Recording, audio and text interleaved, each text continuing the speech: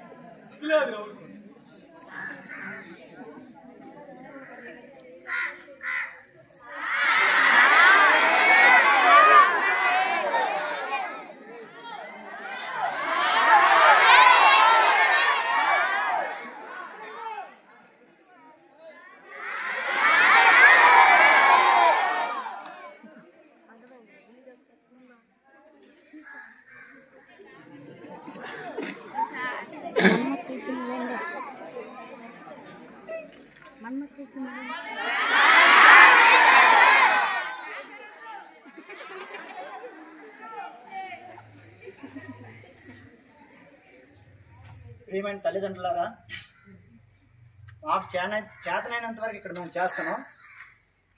మీ పిల్లల్ని మీరు కనీసం కంట్రోల్ పెట్టకపోతే మీ స్కూల్కి పంపించడం వృధా అవుతుంది.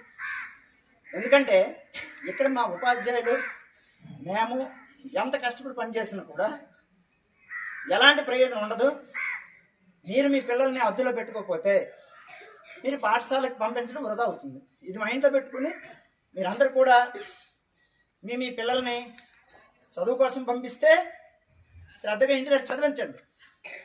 ఇంకా దేనికోసం అయితే పంపిస్తే పాఠశాలకు పంపించొద్దు. ఇది నా యొక్క విజ్ఞప్తి.